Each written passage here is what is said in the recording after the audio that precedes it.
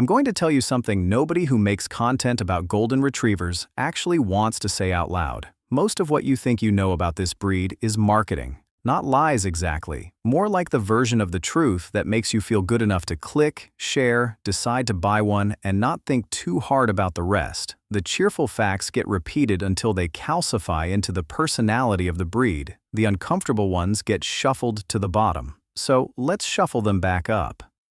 The Golden Retriever wasn't born from some magical Scottish countryside romance. The real story is messier and actually more interesting. A man named Dudley Marjoribanks, later known as Lord Tweedmouth, kept meticulous breeding journals at his estate in Guisachan, Scotland, starting in 1868. He crossed a yellow, flat-coated retriever with a now extinct breed called the Tweed Water Spaniel.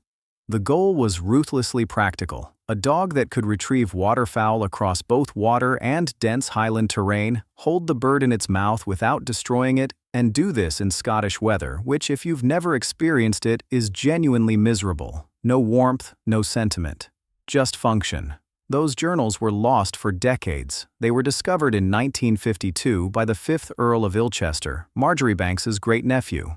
Before that, the actual origin of the breed was genuinely unknown, which is how you end up with the alternate legend that golden retrievers descended from a troop of Russian circus dogs bought by Lord Tweedmouth, which I'll admit sounds more entertaining but is completely false. People wanted the romantic story. The truth is a Scottish landowner with a notebook and a very specific opinion about bird dogs. Now, here's the part that stays with me. Golden retrievers can hold a raw egg in their mouth without cracking it. That's not a metaphor or a party trick people trained into them. It's a product of what Marjoribanks was selecting for in 1868, a dog with enough jaw control to carry shot game across a bog without puncturing it. That selective pressure produced an almost surgical level of grip sensitivity. There's a viral video from 2018 of a golden named Sookie, owned by Carrie Ducombe in Michigan, holding an uncooked egg between her teeth and then gently spitting it out on command.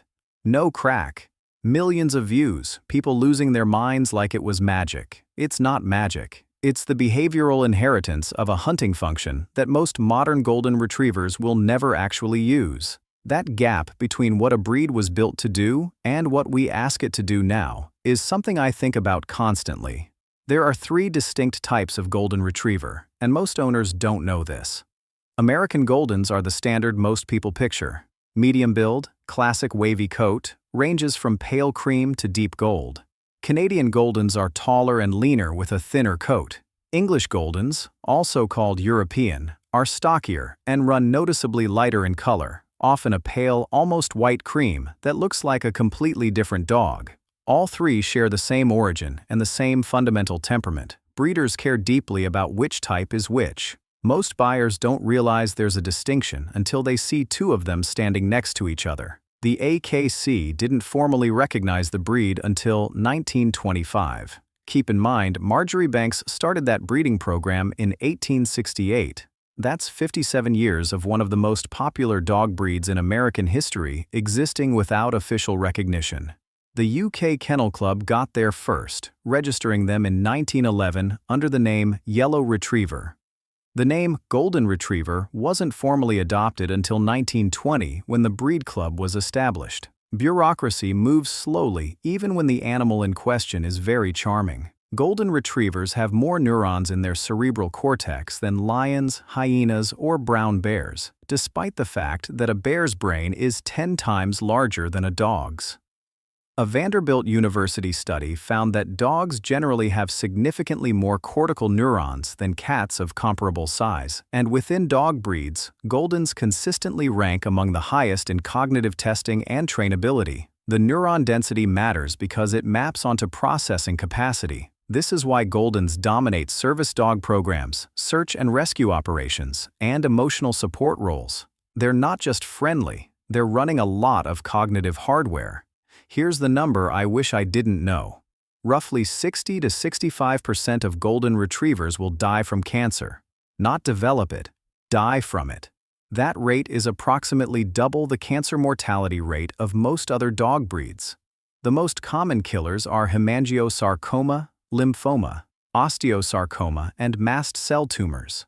Nobody has fully explained why.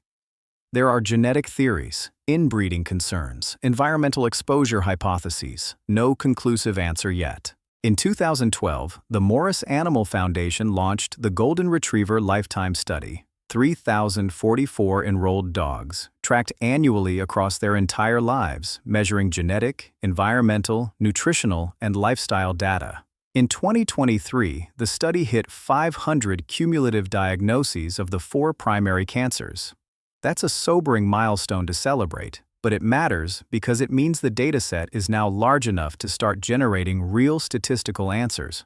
Researchers at UC Davis, Virginia Tech, and UC Irvine are currently running nested studies on Alzheimer's indicators in dog brain tissue, the link between household chemicals and hemangiosarcoma risk, and how diet affects cognitive decline.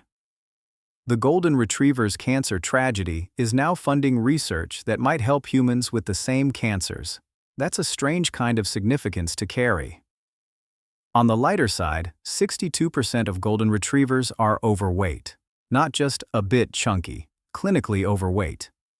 For a breed already predisposed to joint problems, hip dysplasia, and cancer, carrying excess weight shortens an already limited life expectancy.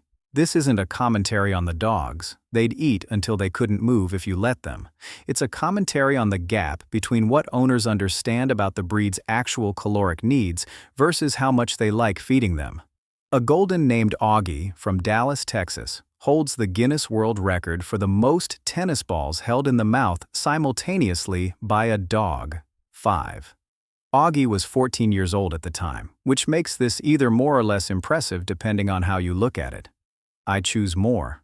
The soft mouth that Marjoribanks bred into this dog in the Scottish Highlands in 1868 reached its logical conclusion 150 years later as a 14-year-old in Texas quietly fitting 5 tennis balls in her mouth while someone filmed it. 2 U.S. presidents kept Golden Retrievers. Gerald Ford had Liberty. Ronald Reagan had Victory at the White House. There's something specifically American about the Golden Retriever becoming a presidential dog. Not a German Shepherd's authority, not a Beagle's goofiness. A Golden's particular combination of warmth and just competent enough. It's the dog version of a handshake. And the last thing.